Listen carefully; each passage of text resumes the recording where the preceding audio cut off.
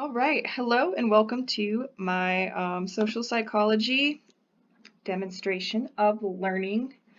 Um, so recently I watched a movie with my friends. This was around Halloween, and this movie was American Psycho, and I immediately got like really excited after watching it because I thought that it really demonstrated a lot of what we were learning in sociology or social psychology, especially considering like concepts of identity and how that relates to our broader social world. So, for those of you who haven't seen this movie, it is about a man who conforms to a life as a white collar businessman to hide his psychopathic tendencies from the world. And as the movie goes on, his identity that he presents to the world as a businessman and his hidden identity as a psychopath intersect. And so the top left image is kind of like the businessman front that he puts to the world, and that is one of the scenes where he is killing his victim, and that is Patrick Bateman.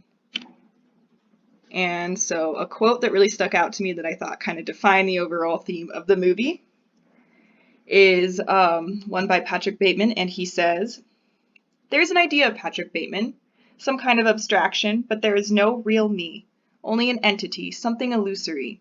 And though I can hide my cold gaze, and you can shake my hand and feel fresh flesh gripping yours, and maybe you can even sense our lifestyles are probably comparable, I simply am not there."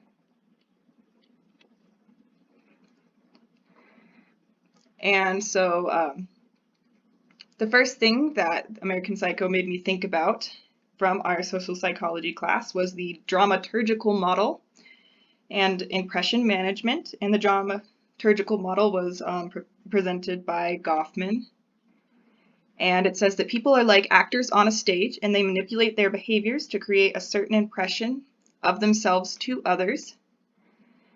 And so within this kind of metaphor, there is a back region or backstage where our behaviors are not regulated by norms, and the front region or front stage, which is kind of what we present to the world, where our behavior is more calculated to make a certain impression to others. And as you can see, this picture beneath is Patrick Bateman peeling off a face mask, and this is kind of part of a montage that shows the lengths that he goes through to present himself to the world through his like skincare and his fitness, so that he always looks very well and put together. And other ways that he demonstrates this in the movie are his rapid changes in social roles, which show kind of his front stage personality and his backstage. Um, so towards the dry cleaner, which is someone whose social status is very far beneath his own, he is very aggressive and yells at her and just treats her with no respect.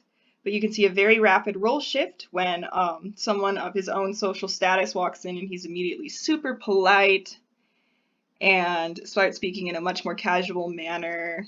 And suddenly the conversation topic changes and he starts talking about like getting dinner and about like things that are in higher society.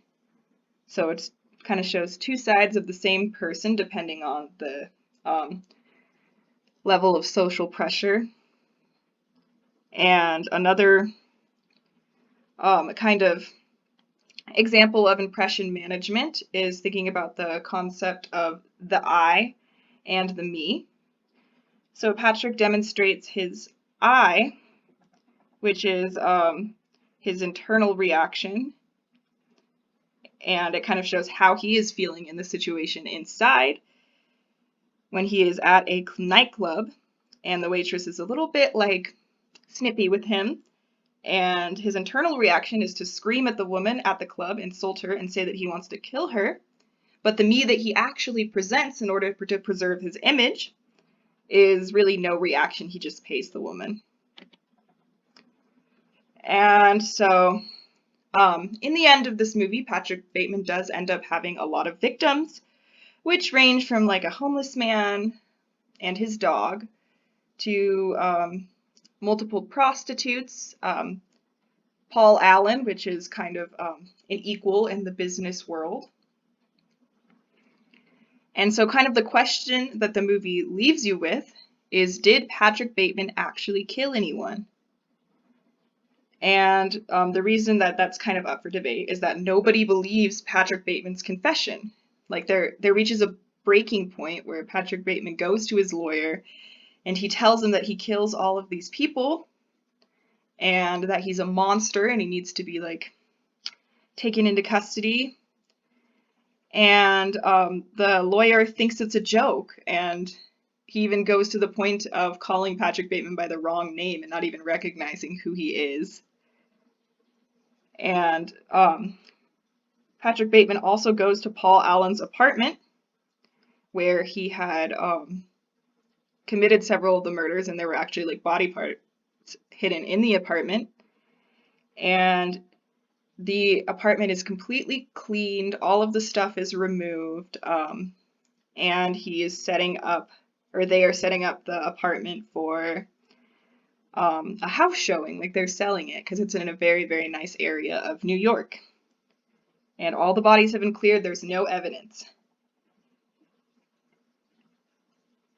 And then, so Patrick Bateman had killed Paul Allen and made a fake voicemail that said that he went to London, but in reality he was murdered.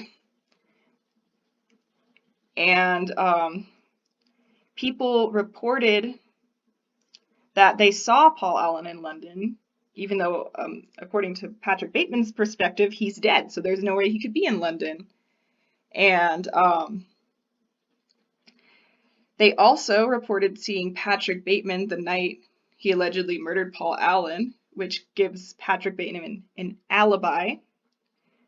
But as you see throughout the movie, people constantly are getting Patrick Bateman's name wrong, not remembering who he is. Even like Paul Allen had a whole dinner with him thinking that he was someone else, which eventually led to his murder.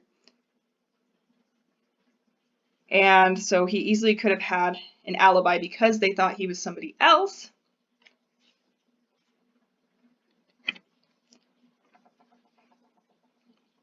And so how I like to interpret the movie is that I think that Patrick Bateman did kill all of the people that he thought that he did. But because of his social status, he is able to get away with the murder very easily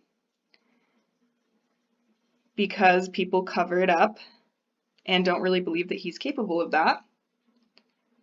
And to me, this represents the concept of primary deviance, which is behavior that violates societal norms but is not labeled as deviant by others. And it's a social fact that socially disadvantaged people are more likely to be labeled as deviant and suffer because of their deviant label. But because of his place in society, Patrick Bateman gets away with his deviant acts, and you can see these white-collar people getting away with a lot of actions and not really receiving consequences, such as how they treat women. There's a lot of drug use represented in the movie that seems to have like no consequences, whereas in other communities and social statuses, people would face very negative consequences for those actions. And I also believe that Patrick Bateman became so entrenched in the presentation of his identity and appearing normal that he is unable to make genuine connections with others. And I think that this failure to connect to people beyond the surface level interactions leads him to commit the acts that he does, because he really has no feeling for others because they're all just kind of putting up a mask around him and nobody like reaches further into that mask. And so it also means that nobody really knows him or even thinks about him enough to believe that he is capable of these actions, because nobody really knows what's going on in his head.